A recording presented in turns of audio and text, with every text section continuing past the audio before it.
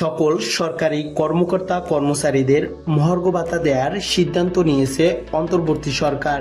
একই সাথে অবসরে থাকা কর্মকর্তা কর্মচারী সহ সকল এমপিওভুক্ত প্রতিষ্ঠানের কর্মকর্তা কর্মচারীরাও পাবেন এই সুবিধা। পিয়ন থেকে সচিব পর্যন্ত সকল গ্রেডের কর্মকর্তা কর্মচারীরা এই সুবিধার আওতাভুক্ত হবেন। তবে দুটি ধাপে কার্যকর হতে পারে মহার্ঘ ভাতা। একটি বিশেষ সূত্র থেকে পাওয়া তথ্য অনুযায়ী কত টাকা পর্যন্ত হতে পারে মহার্ঘ ভাতা তা সহ মহার্ঘ ভাতা নিয়ে সকল ধরনের তথ্য থাকছে আজকের ভিডিওতে। তবে শুরুতেই আমরা জেনে নিব মহার্ঘ ভাতা কি। মূলত নিত্য প্রয়োজনীয় দ্রব্যের দাম বেড়ে যাওয়ায় সকল কর্মকর্তা কর্মচারীদের ক্রয় ক্ষমতা বজায় রাখতে যে বিশেষ ভাতা সুবিধা দেওয়া হয় তাকে মহার্ঘ ভাতা বলা হয়। এতে মূল বেতনের একটি নির্দিষ্ট শতকরা অংশ বেতনের সঙ্গে অতিরিক্ত দেওয়া হয়। এতে কর্মকর্তা কর্মচারীদের বেতন বাড়ে, যাতে অনেকটাই সহজ হয় জীবনযাত্রা। কবে থেকে কার্যকর হতে পারে মহার্ঘ ভাতা? গত জানুয়ারি থেকেই মহার্ঘ ভাতা কার্যকরের পরিকল্পনা ছিল বর্তমান অন্তর্বর্তীকালীন সরকারের। সেই অনুযায়ী উদ্যোগও নেওয়া হয়েছিল, যেখানে 20% পর্যন্ত মহার্ঘ ভাতা কার্যকরের কথা ছিল, কিন্তু সংকটকালীন অর্থনীতির কারণে তার বাস্তবায়ন করা সম্ভব হয়নি।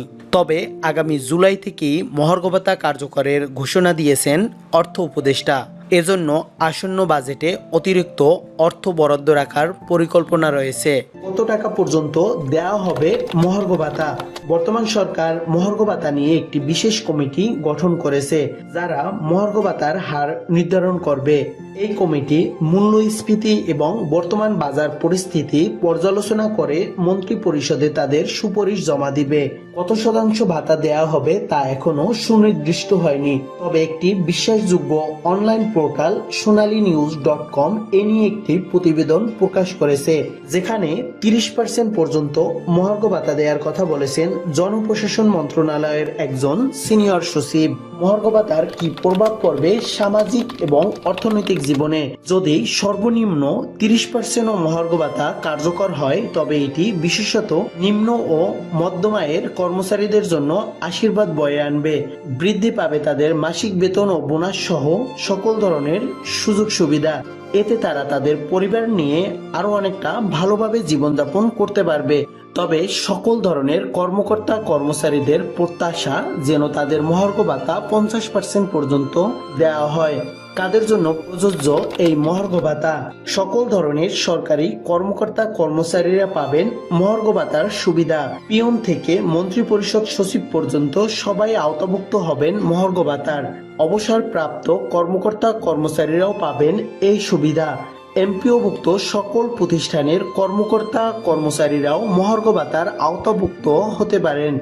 কি চ্যালেঞ্জ রয়েছে মহার্ঘ ভাতা কার্যকর করতে? আমাদের এই ঘাটতি বাজেটে মহার্ঘ ভাতা বাস্তবায়ন অনেকটা চ্যালেঞ্জের।